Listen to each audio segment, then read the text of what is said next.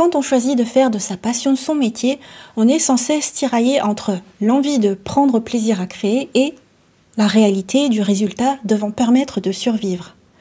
Même après des années de carrière, des contrats signés, des accomplissements, des rêves réalisés, la question de la performance vient faire vaciller l'essence même de la créativité.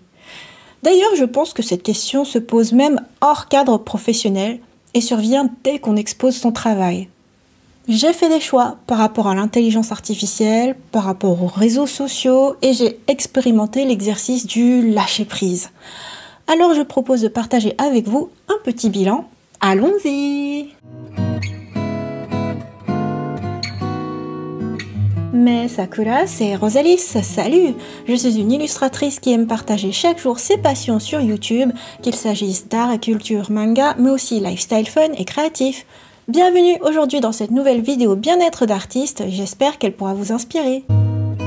Les bonnes intentions dans la création. Je me suis beaucoup questionnée pendant l'élaboration de cette illustration de Lacus Clyne. On va s'appuyer sur les aventures de cette illustration pour dresser notre bilan, parce que ça a donné lieu à plusieurs lives, plusieurs setups, plusieurs epic fails qui font apprendre et comprendre. Quand j'ai commencé à faire des vidéos de live drawing, je l'ai fait pour 3 raisons. 1. Retrouver une connexion en direct avec les spectateurs de ma chaîne principale en faisant quelque chose que j'aime. 2. Trouver un meilleur format pour susciter l'intérêt sur mes dessins que je tiens à partager aussi au format vidéo. 3. M'exercer au lâcher-prise en acceptant de me montrer dans mes doutes, mes imperfections en tant qu'artiste. Le problème de la performance. Or, ces intentions se sont fracassées contre l'anxiété de performance. Chaque vidéo devenant un résultat à produire avec le stress du matériel défaillant pour la diffusion en direct et l'obligation supposée de plaire aux spectateurs, le fait de créer le dessin s'est dilué sous les contraintes qui auraient dû n'être qu'accessoires. C'est-à-dire que mon attention s'est portée sur performer pour que la vidéo puisse plaire et que chaque minute que je passais en direct me mettait la pression sur la vidéo résultat. J'ai eu l'impression de finir par trouver un bon format de vidéo en croisant le concept bien-être d'artiste et le live drawing, sauf que je finis par me demander si le contenu bien-être d'artiste ne devrait pas plutôt être en simples paroles, comme les vidéos bien-être tout court. Et c'est ce que je teste dans cette vidéo-ci. D'ailleurs, j'éprouve beaucoup de sentiments d'accomplissement en écrivant, en filmant et en montant ces vidéos bien-être, notamment sur la communication non violente et sur les neurosciences. Donc pour YouTube, j'ai l'impression de retrouver là un vrai plaisir à créer des vidéos dont le contenu vient de mon cœur et que j'espère utile à autrui. On peut donc dire que j'ai trouvé mon format de vidéo de prédilection, ce qui était à peu près un de mes objectifs. Créer sans autre but que créer. Pour le dessin, j'ai achevé Lacus en vidéo avec caméra mais hors live, ce qui donne la vidéo de speed drawing que j'ai peut-être tort ou raison de juger assez sévèrement comme étant un format qui ne performe pas et plombe ma chaîne. Mais comme j'ai envie que mes spectateurs continuent de voir mes dessins sans passer par des réseaux sociaux, je me dis que c'est le format de vidéo mieux que rien. Et puis, je me suis mis à dessiner mes peluches, ce dont je vous ai parlé sur ma chaîne de gaming.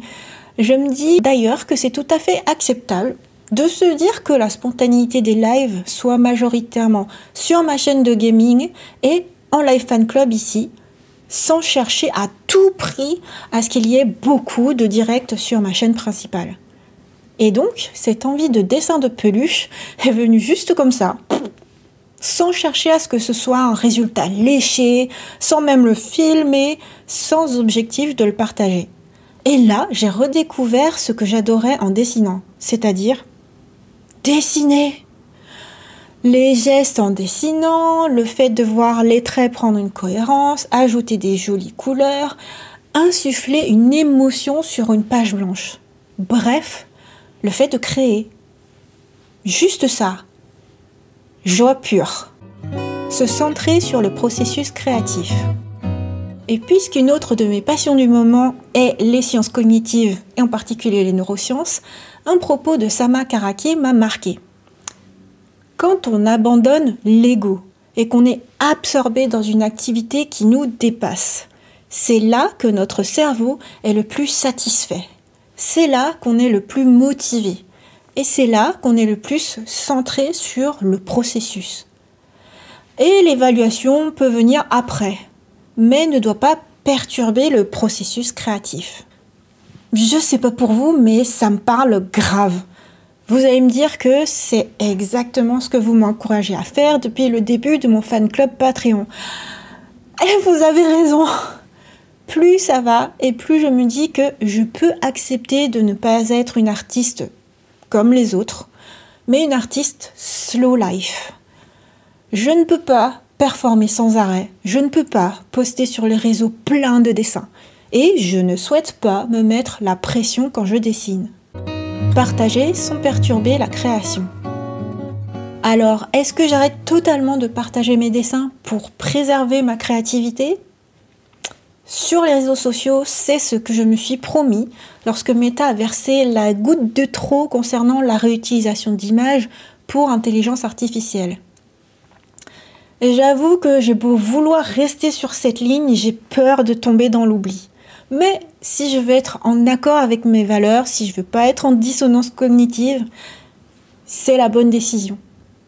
Sur YouTube, je me dis que peut-être juste un live drawing au tout début du dessin ou uniquement le speed drawing à la fin du dessin, ça peut être la bonne solution finale. Sur Patreon, c'est sûr, c'est le lieu où je publie le dessin dans son vrai format et même en haute résolution. Reste la question des dessins purement perso, comme par exemple les peluches. Dans un premier temps, j'aimerais garder ça pour moi, sinon je risque de retomber dans le travers de la performance. Et en même temps, j'ai beau vouloir être slow life, j'ai toujours été et je veux continuer à être une artiste qui adore partager. Morgane me dit qu'une bonne solution est de ne partager ça que lors de la sortie d'un livre. C'est un partage très limité, mais c'est peut-être le bon format me concernant. Alors peut-être en guise de bonus dans mon futur projet de livre.